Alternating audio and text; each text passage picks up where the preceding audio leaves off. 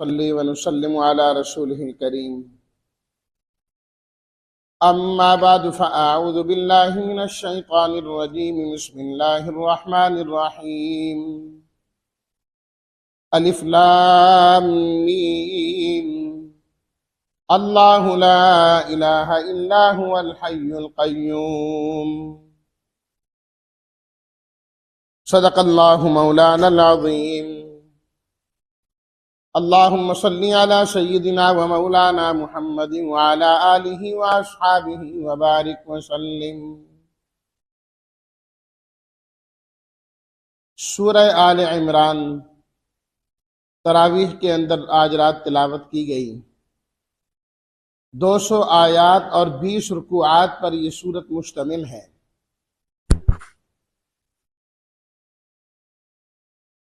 اس سورت کے اندر 4 بنیادی مضامین ذکر کیے گئے ہیں۔ ایک ہے اللہ کی توحید، دوسری چیز ہے نبی کریم صلی اللہ علیہ وسلم کی نبوت و رسالت، تیسری چیز ہے اللہ کے راستے میں جہاد کرنا، اور چوتھی چیز ہے اللہ کے راستے میں خرچ کرنا۔ اس سورت کا جو ابتدائی حصہ ہے آیت نمبر 80 تک، اس میں نبی کریم صلی اللہ علیہ وسلم اس میں اللہ تعالیٰ کی توحید اور وحدانیت کا بیان ہے۔ نجران کے رہنے والے عیسائی نبی کریم صلی اللہ علیہ وسلم کی خدمت میں آئے۔ ان کا جو قافلہ تھا تقریباً 60 افراد پر مشتمل تھا۔ 3 ان کے بڑے بڑے سردار تھے۔ آپ علیہ الصلاۃ والتسلیمات نے ان کو اسلام کی دعوت دی۔ آغاز اللہ تعالیٰ کی توحید اور وحدانیت سے تھا، تو وہ اس بات پر نبی کریم صلی اللہ علیہ وسلم سے جھگڑنے لگے، نہیں جی حضرت عیسیٰ بھی علیہ السلام یہ بھی الہ ہیں، 3 میں سے ایک یہ بھی ہیں، اللہ بھی ہے، حضرت عیسیٰ بھی ہے، حضرت مریم بھی ہیں۔ اس پر انہوں نے کافی بحث و مباحثہ کیا نبی کریم صلی اللہ علیہ وسلم سے۔ آپ نے بڑے زبردست انداز سے ان کی تردید کی، اور انہی کی تردید میں اللہ تعالیٰ نے سورہ آل عمران کا یہ ابتدائی حصہ نازل کیا، اور اس میں بڑے زبردست انداز سے اللہ تعالیٰ نے توحید باری تعالیٰ کو بیان کیا۔ الف لام میم اللہ لا الہ الا هو الحی القیوم، فرمایا اللہ کے علاوہ کوئی اور معبود ہے ہی کوئی نہیں، نہ آسمانوں میں، نہ زمینوں میں، نہ سمندروں میں، نہ خشکی میں، نہ تری میں، نہ فضا میں، نہ زمین، کہیں بھی اللہ لا الہ الا ہو، معبود تو ہے ہی ایک ہے۔ پھر 3 ہیں، کوئی بیٹا ہے، کوئی فلاں ہے، فرمایا یہ کوئی بات نہیں۔ الحی، فرمایا وہی کل جو آیت الکرسی میں آئی تھی بات، الحی، اللہ کے معبود برحق ہونے کی فرمایا سب سے بڑی دلیل یہ ہے کہ وہ ہمیشہ سے زندہ ہے اور ہمیشہ زندہ رہے گا۔ فرمایا دکھاؤ اس کے علاوہ کون ہے جس پر موت طاری نہیں ہوگی؟ سب پر موت طاری ہوگی، سب نے جانا ہے۔ تو جب سب نے جانا ہے، جس کے پاس جانا ہے، جو سب کو موت دیتا ہے، معبود برحق بھی وہی ہے۔ الحی القیوم، فرمایا اللہ تو وہ ہیں جو ساری کائنات کے نظام کو چلانے والے ہیں۔ آسمانوں کا نظام اس کے پاس، زمین کا نظام اس کے پاس، پہاڑوں کا نظام اس کے پاس، ہواؤں کا نظام اس کے پاس، سمندروں کا نظام اس کے پاس، سارے نظام اس کے پاس ہیں، معبود بھی تو وہی ہے نا۔ اللہ اکبر۔ یہ جو ہے نا اللہ لا الہ الا هو الحی القیوم، یہ اس میں اعظم شمار کیا گیا ہے، یا حی یا قیوم، جس کے بارے میں فرمایا گیا کہ جب انسان اس کے ذریعے سے دعا مانگتا ہے تو اللہ اس دعا کو قبول فرماتے، اس دعا کو قبول کرتے۔ اس لیے بزرگوں کا طریقہ ہے کہ جب وہ دعا مانگتے ہیں تو اس کے آغاز میں یہ پڑھتے ہیں اللہ لا الہ الا هو الحی القیوم وعنت الوجوہ للحی القیوم یا حی یا قیوم برحمتک نستغیث۔ جب یہ پڑھ کے جو دعا مانگی جائے اس کے ساتھ ساتھ اللہ تعالیٰ ان دعاؤں کو قبول فرماتے، تو اس میں اعظم ہے۔ فرمایا کہ اللہ نے جتنی کتابیں نازل کی ہیں، تورات ہو، انجیل ہو، قرآن ہو، تمام کے اندر یہی مسئلہ ہے کہ معبود صرف اور صرف اللہ ہے۔ ان اللہ لا یخفی علیہ شیء، وہ اللہ ایسا ہے کائنات کی کوئی چیز اس کے سامنے مخفی نہیں ہے، ہر چیز اس کے سامنے ہے۔ هو الذی یصورکم فی الارحام کیف یشاء، فرمایا اے لوگو دیکھو اس کائنات کے اندر اربوں انسان ہیں، کوئی عجب میں ہے، کوئی عرب میں ہے، سب کی زبانیں بھی مختلف ہیں، چلو پھر بھی ایک علاقے کے رہنے والے ایک زبان آپس میں بولتے ہیں، لیکن فرمایا سب کی شکلیں مختلف ہیں، سب کی شکلیں ایک جیسی نہیں ہیں۔ کروڑوں انسان کٹھے کھڑے کر لیں، قریب قریب ہونے کے باوجود سب کی شکلیں مختلف ہوں گی۔ فرمایا کہ اتنا بڑا خزانہ کس کے پاس ہے شکلوں کا؟ کوئی لاؤ نا انجینئر، ایک جگہ ایک مکان بنانا ہو، آپ اس کو کہیں میں نے یہاں مکان بنانا ہے، آپ مجھے نقشہ بنا کے دیں، وہ ایک نقشہ بنائے، آپ کہیں نہیں ایک اور چاہیے، وہ دوسرا بنا کے دے گا، آپ کہیں نہیں ایک تیسرا بنائیے، وہ کہے گا بھئی بس کرو کتنے نقشے بناؤں، یہاں یہی ہو سکتا ہے، 2 4 6 اس کے بعد جواب دے جائے گا کہ میں نہیں بنا سکتا۔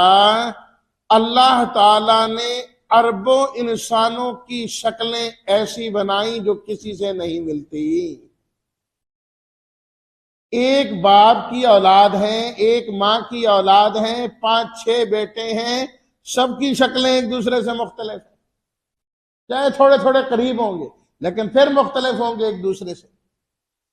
اور فرمایا کہ دیکھو تم جب کوئی صورت بناتے ہو، جب تم کوئی شکل بناتے ہو تو کہاں بیٹھ کے بناتے ہو؟ روشنی میں بیٹھ کے بناتے ہو، تمہیں اس کے لیے روشنی چاہیے ہوتی ہے۔ بچے نے کلر بھی کرنا ہو نا تو اس کو جو ہے نا روشنی چاہیے کہ کلر کرنے ہیں تاکہ مکس نہ ہو جائیں۔ فرمایا اللہ نے اتنی شکلیں بنائی ہیں، ساری کی ساری 3 اندھیروں میں ماں کے پیٹ میں رحم مادر میں بنائی ہے، ہاں کوئی روشنی نہیں، کوئی روشنی نہیں۔ اور کسی انسان کو پیدا کرنے میں پھر غلطی نہیں ہو گئی کہ آنکھوں کی بناوٹ کے وقت دائیں بائیں سفیدی کی بجائے سفیدی آ جائے درمیان میں، کالا رنگ آ جائے دائیں بائیں الٹ ہو جائے، یہ نہیں ہو سکتا۔ اللہ نے پورا جسم بنایا، اس کے اندر ہر چیز کے رنگ مختلف رکھے، بالوں کا رنگ اور ہے، ہڈی کا رنگ اور ہے، خون کا رنگ اور ہے، کتے کا رنگ اور ہے، جگر کا رنگ اور ہے، تلی کا رنگ اور ہے، رگوں کا رنگ اور ہے۔ کبھی ایسا نہیں ہوا کہ کوئی انسان دنیا میں ایسا پیدا ہوا ہو کہ اس کے دانت سرخ ہو گئے ہوں اور اس کا خون سفید ہو گیا، یہ نہیں ہوا۔ کہ ویسے مشہور ہے کیسے سفید خون ہو گیا، وہ محاورہ ہے۔ پوری کائنات میں کوئی ایسا انسان نہیں ملے گا جس کا خون سفید ہو اور دانت اس کے سرخ ہوں، کہ گڑمڑ ہوگی جو ادھر کا رنگ ادھر چلا گیا، ادھر کا ادھر چلا گیا، کبھی نہیں ہوگا۔ فرمایا جس نے رحم مادر میں تمہاری شکلیں بنائی ہیں پھر مان لو لا الہ الا ہو. ساتھ ہی اللہ نے کہا جب شکلیں اس نے بنائی تمہاری پھر معبود بھی تو اسی کو سمجھو نا.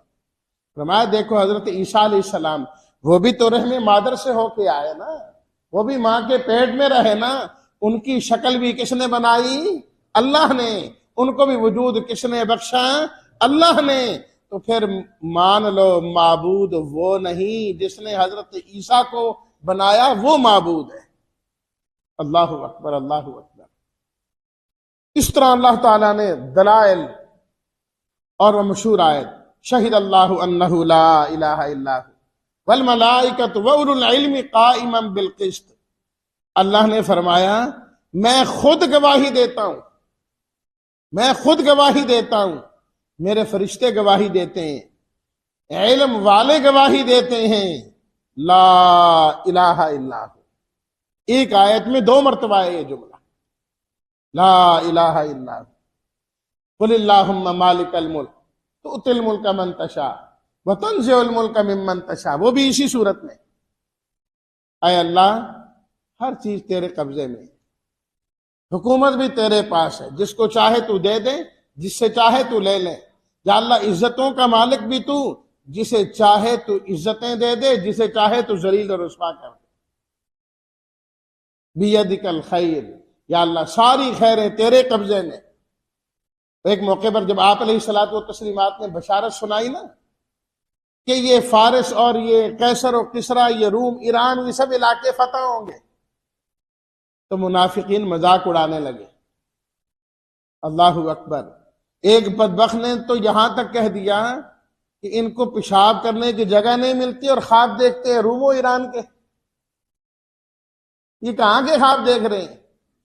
اللہ نے کہا دیکھو قل اللہم مالک الملک تؤتی الملک من تشاء وتنزع الملک ممن تشاء.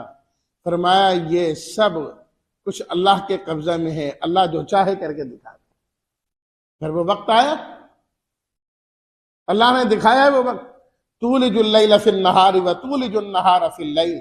فرمایا دیکھتے نہیں اللہ رات کے بعد دن, دن کے بعد رات کس طرح لاتے ہیں, زندہ سے مردہ کو, مردہ سے زندہ کو کیسے پیدا کرتے ہیں, گٹھلی سے درخت کو, درخت سے گٹھلی کو, مرغی سے انڈے کو, اور انڈے سے مرغی کو, بچے کو, چوزے کو کیسے بناتے اور پیدا کرتے ہیں, تمہیں نظر نہیں آتا؟ وَتَرْزُقُ مَن تَشَاءُ بِغَيْرِ حساب. اللہ جسے چاہتے ہیں بغیر حساب کے. اللہ اکبر.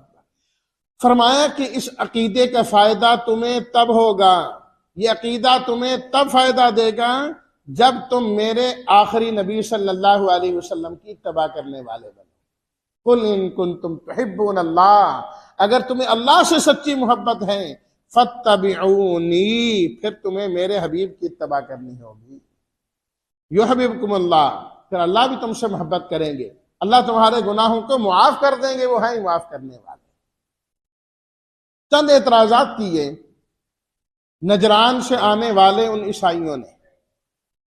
کہنے لگے کہ قرآن مجید میں بھی حضرت عیسیٰ علیہ السلام کو روح اللہ کہا گیا, کلمت اللہ کہا گیا, یہ کسی اور کو تو نہیں کہا گیا نا. تو یہی تو علامت ہے کہ وہ بھی معبود تھے. اللہ تعالیٰ نے اس کے جواب میں ارشاد فرمایا کہ دیکھو قرآن مجید کی جو آیات ہیں وہ 2 قسم کی ہیں. بعض وہ ہیں جو محکم ہیں, جن کا معنی, مفہوم, تفسیر, تشریح ساری چیز بتا دی گئی ہے, اس کو کہا جاتا ہے محکم. اور بعض چیزیں ہیں متشابہ, بعض تو ایسی ہیں جن کا اللہ نے معنی ہی نہیں بتایا. الف لام میم سورت اسی سے شروع ہو رہی, نہ معنی نہ کچھ نہیں بتایا گیا. بعض وہ ہیں جن کا لفظی معنی تو معلوم ہے لیکن مفہوم اور یہ چیزیں نہیں واضح کی گئی, وہ نہیں بتائی گئی. اللہ عرش پر مستوی ہے, کیسے ہیں نہیں بتایا گیا, بس اس کی حکمرانی ہے, کیسے ہے اس کی تفصیل میں نہیں جانا. اللہ کا ہاتھ ہے, اللہ کی پنڈلی ہے, قرآن میں ہے. تو کیا انسانوں کی طرح ہے؟ نہیں. کما یلیق بشانہ, جو اللہ کی شایان شان. تو فرمایا جو صحیح ایمان والے ہیں وہ محکم آیات کو لیتے ہیں, جن کے دلوں میں ٹیڑھا پن ہے وہ متشابہ چیزوں کو لیتے ہیں۔ فرمایا کہ اگر تمہیں روح اللہ کلمت اللہ کا صحیح مفہوم نہیں آتا تو اس سے خواہ غلط معنی کر کے ان کو معبود نہ بناؤ۔ تم ان آیات کو کیوں نہیں لیتے جہاں اللہ نے کہا لا الہ الا ہو، جہاں اللہ نے قرآن میں خود کہا حضرت عیسیٰ الہ نہیں ہے، ان کی ماں الہ نہیں ہے، وہ آیتیں نظر کیوں نہیں آتی؟ تم جو واضح آیات ہیں ان کو چھوڑتے ہو اور متشابہ کو تم لینے والے بنتے۔ ان الدین عند اللہ الاسلام، کامیابی چاہتے ہو اسلام میں آ جاؤ، اللہ کے ہاں نجات والا دین اب صرف اور صرف اسلام ہے اور کوئی نہیں۔ اور تم نے ہمیشہ رب کے دین کی بات کرنے والے کو اے اہل کتاب رد کیا ہے۔ فرمایا ہمیں پتہ نہیں ہے تم نے انبیاء کرام کے ساتھ کیا کچھ کیا، تم قتل کرنے سے بھی باز نہیں آئے ان کو، ناجائز تم نے قتل کیا ان انبیاء کرام کو، اور اب تم باتیں کرتے ہو حضرت عیسیٰ علیہ الصلوۃ والتسلیمات کی اور باقی پیغمبروں کی۔ اچھا جی، حضرت مریم جو تھی حضرت عیسیٰ کی والدہ، ان کو تو بغیر موسم کے پھل مل جاتے تھے۔ پیدائش سے پہلے ان کی والدہ نے نظر مانی، یا اللہ جو کچھ بھی آپ عطا کریں گے بیت المقدس کی خدمت کے لیے وقف کر دوں گی۔ مطلب کیا تھا؟ یا اللہ بیٹا دے دے، بیٹا ہوگا تو بیت المقدس کی خدمت کرے گا۔ وہ بیٹی پیدا ہوگی، اللہ کی ہے اب کیا کروں؟ اللہ نے فرمایا پریشان نہیں ہونا، جو بیٹی ہم نے دی ہے یہ اس بیٹے جیسی نہیں ہو سکتی جو آپ مانگ رہی تھی، یہ بیٹی تو یہ بیٹی۔ اچھا اب کیا کروں؟ نظر مانی ہوئی ہے، آپ ٹھیک ہے دے دو، بیت المقدس کی خدمت کے لیے وقف ہے۔ حضرت زکریا علیہ السلام جو اللہ کے نبی ہیں اور وہ خالو لگتے تھے حضرت مریم کے، اور بیت المقدس کے چیف امام بھی وہ تھے اس وقت، بڑے امام اور بھی تھے، یہ بڑے یہ تھے، ان کے حوالے کر دیں۔ اب ان کے گھر میں ہوتی، وہیں پلی بڑی ہوئی۔ حضرت زکریا علیہ السلام کہیں جاتے واپس آتے تو دیکھتے کہ بے موسم پھل حضرت مریم کھا رہی ہوتی۔ پوچھا یا مریم انا لکی ھذا، یہ کہنے لگے دیکھو نا بغیر موسم کے پھل ملتے تھے نا، تو یہ کس چیز کی علامت ہے؟ فرمایا خود ان سے پوچھ لیتے ہیں کس چیز کی علامت ہے۔ حضرت زکریا نے پوچھا علیہ السلام یہ پھل کہاں سے آتے ہیں؟ قالت هو من عند اللہ، کہنے لگی یہ پھل مجھے اللہ دیا کرتا ہے، یہ اللہ کی طرف سے آتے ہیں۔ تو جو پھل دیتا ہے معبود بھی وہی ہے۔ حضرت زکریا علیہ السلام بڑے ہو گئے، بوڑھے ہو گئے، لیکن اولاد نہیں تھی۔ فوراً دل میں بات آئی کہ جو اللہ مریم کو بغیر موسم کے پھل دے سکتا ہے وہ بغیر عمر کے مجھے اولاد بھی دے سکتا ہے، اولاد بھی وہ دے گا۔ وہیں کھڑے ہو کے مانگنے لگے، ہنالک دعا زکریا ربا، حضرت زکریا اپنے رب کو پکارنے لگے، ربی ہب لی من لدنک ذریۃ طیبہ، یا اللہ مجھے نیک صالح اولاد نصیب فرما۔ اولاد دینے والا کون ہے بھائی؟ اللہ۔ ہمیشہ اللہ سے مانگیں، صرف اولاد نہ مانگیں، جب بھی مانگیں اللہ سے نیک صالح اولاد مانگیں۔ جی دعا قبول ہے، بیٹا ہوگا، نام بھی بتا دیتے ہیں یحییٰ ہوگا، یہ بھی بتا دیتے ہیں کہ وہ اللہ کا نبی ہوگا، وہ سیدن سردار ہوگا، اور بڑے درجے کا نیکوکار ہوگا، وہ نبی من الصالحین۔ یا اللہ کو اس کی علامت نشانی؟ فرمایا 3 دن ایسے آئیں گے کہ آپ ٹھیک ہونے کے باوجود لوگوں سے کلام نہیں کر سکیں گے، رب کی عبادت کر سکیں گے، سمجھ لیں کہ آپ کے گھر میں خوشی شروع ہوگی۔ اللہ پھر شبہ کرنے لگے۔ یہ حضرت عیسیٰ علیہ الصلوۃ والتسلیمات کو دیکھیں، مردہ کو زندہ کر دیتے تھے، برس کی بیماری والے کو ٹھیک کر دیتے تھے۔ اللہ اکبر۔ پرندے کی شکل بنا کے پھونک مارتے تو وہ پرندہ بن جاتا تھا۔ کیا یہ خدائی صفات نہیں ہے؟ یہ بھی تو ہے نا۔ اللہ اکبر۔ اللہ تعالیٰ نے فرمایا کہ حضرت عیسیٰ علیہ الصلوۃ والتسلیمات کی اپنی تقریر پڑھو جا کے. اللہ اکبر. فرمایا حضرت عیسیٰ علیہ السلام خود فرماتے تھے انی اخلق لکم من الطین کہیئۃ الطیر فانفخ فیہ فیکون طیرا باذن اللہ. پرندے کی شکل میں بناتا ہوں، پھونک میں مارتا ہوں، پرندہ اسے رب بنا دیتا ہے. اللہ اکبر. کوڑ کی بیماری والا اور نابینا، اس پر ہاتھ میں پھیرتا ہوں، صحت رب دے دیتا ہے. وَأُحْيِي الْمَوْتَى بِإِذْنِ اللَّهِ، کہتا میں ہوں، مردے کو زندہ خود اللہ کر دیتا ہے. اور خود انہوں نے کہا ان اللہ ربی و ربکم فاعبدوہ، اے بنی اسرائیل میرا رب بھی اللہ ہے، تمہارا رب بھی اللہ ہے. یہ دیکھو، تم حضرت عیسیٰ کو معبود نہیں مانتے، خدا نہیں مانتے، تو حضرت عیسیٰ علیہ السلام کا باپ بتلائیے، والد کون ہے؟ بھی جتنے کائنات میں انسان ہیں ہر ایک کا کوئی نہ کوئی تو باپ موجود ہے. تو حضرت عیسیٰ کا باپ کون ہے؟ تو کوئی باپ نہیں. تو یہی تو علامت ہے ان کے معبود ہونے کی کہ بغیر باپ کے ہیں وہ. اللہ اکبر. اللہ نے اس کا بھی جواب دیا ان مثل عیسیٰ عند اللہ کمثل آدم خلقہ من تراب. فرمایا تم کہتے ہو حضرت عیسیٰ کا باپ کون ہے وہ بتاؤ. اللہ نے فرمایا کہ تم بتاؤ حضرت آدم کا باپ کون ہے اور ماں کون ہے. حضرت عیسیٰ کا تو باپ کوئی نہیں نا، تو حضرت آدم کی تو ماں بھی کوئی نہیں، نہ باپ ہے نہ ماں ہے. خلقہ من تراب، اللہ نے براہ راست مٹی سے بنایا. جس کا باپ نہ ہو، جس کی ماں نہ ہو، جب وہ معبود نہیں ہے تو جس کا باپ نہ ہو وہ کیسے معبود ہو سکتا ہے؟ اللہ اکبر. تو جب بڑے دلائل سے بات ہو گئی، آپ علیہ الصلوۃ والتسلیمات نے فرمایا کہ بات یہ ہے، اللہ کا حکم آیا آیت مباہلہ کہ اگر تم نہیں مانتے نا میدان میں آ جاؤ. تم بھی آؤ، اپنی اولاد کو، بچوں کو، عورتوں کو لاؤ، میں بھی آتا ہوں، اپنے بچوں کو لاتا ہوں، اپنے ایمان والوں کو لاتا ہوں. ایک میدان میں گڑ گڑا کے دعا کرتے ہیں یا اللہ جو جھوٹا ہے نا اس پر تیری لعنت ابھی آ جانی چاہیے. بس ختم ہو گیا مسئلہ. آ جاؤ میدان میں. اگر تمہیں بات نہیں سمجھ آتی، کہنے لگے ہمیں تھوڑی سی مہلت دو، تھوڑی سی مہلت دے دو.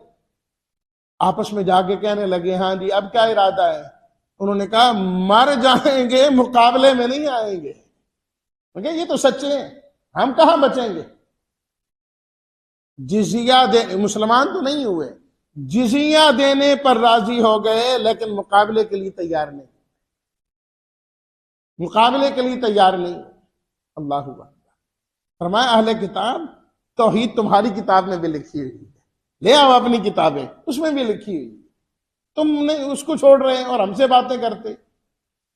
ایک موقع پہ وہی ایک اور اعتراض کیا انہوں نے، کہنے لگے جی وہ جو ہمارے بڑے تھے نا، وہ حضرت عیسیٰ علیہ السلام اور دیگر، وہ ہمیں خود کہہ کے گئے تھے کہ ہماری عبادت کرنا، ہم سے مانگنا. اللہ نے فرمایا ما کان لبشر ان یؤتیہ اللہ الکتاب والحکم والنبوۃ، یہ ہو ہی نہیں سکتا اللہ کسی کو کتاب و حکمت و نبوت عطا کرے پھر وہ کہیں کہ میری عبادت کرو. انبیاء تو آئے اس لیے تھے کہ وہ کہتے تھے کونو ربانیینا، رب والے بن جاؤ.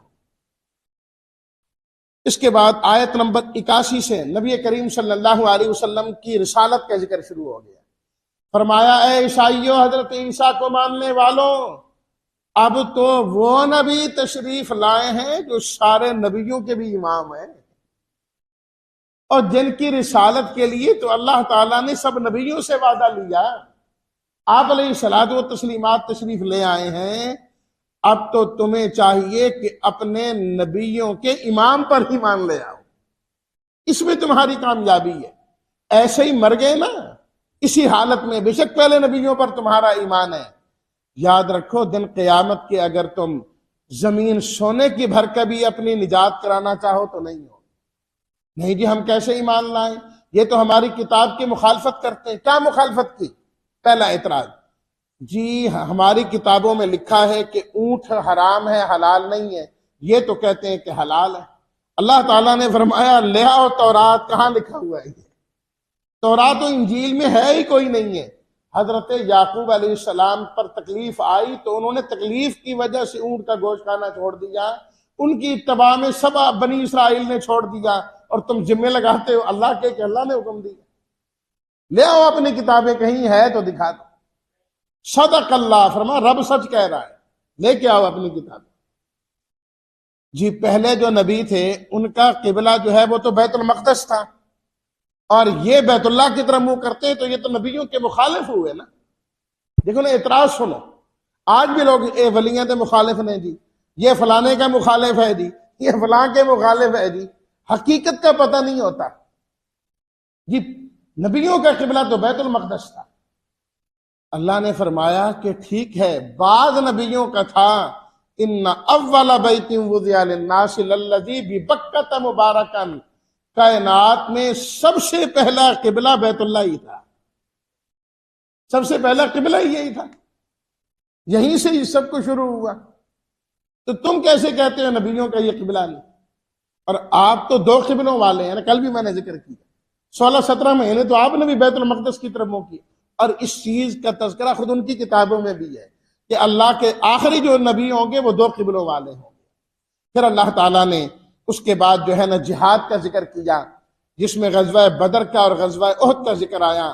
اللہ نے اصول بیان کیا کہ جو لوگ ایمان لائیں گے، صبر اور تقوی کی زندگی اختیار کریں گے، اللہ ان کو کامیاب کرے گا۔ یہ کافروں اور دشمن اور یہودیوں کی سازشیں ان کا کچھ نہیں بگاڑ سکتی۔ فرمایا غزوہ بدر اس کا پہلا نمونہ ہے۔ اور جہاں صبر اور تقوی میں تھوڑی سی کمی دکھاؤ گے نا تو حالات بدل جائیں گے۔ غزوہ احد کا اللہ نے حوالہ دیا بڑی تفصیل کے ساتھ، فرمایا دیکھو تھوڑی سی کمی تم نے کی تھی تو نتیجہ الٹ ہو گیا، لیکن ساتھ ہی فرما دیا اس کا یہ مطلب نہیں کہ تم صحابہ پر بولنا شروع کر دو۔ 3 مرتبہ اللہ نے فرمایا ہم نے ان کو معاف کر دیا، پھر فرمایا اے صحابہ ہم نے تم کو معاف کر دیا، پھر اللہ نے اپنے نبی صلی اللہ علیہ وسلم سے فرمایا آپ بھی ان کو معاف فرما دیں۔ فرمایا وہ ان کا اور ہمارا معاملہ ہے، تم نہیں بول سکتے۔ اور پھر آخر میں اللہ تعالیٰ نے ذکر کیا انفاق کا۔ یہودیوں نے ایک موقع پر کہا کہ اللہ ہم سے کہتے ہیں نا خرچ کرو، اس کا مطلب ہے ہم غنی ہیں اللہ فقیر ہے۔ فرمایا تمہاری ساری باتیں سن لی ہیں، ان قریب اس کا بدلہ بھی تمہیں چکھا دیں گے۔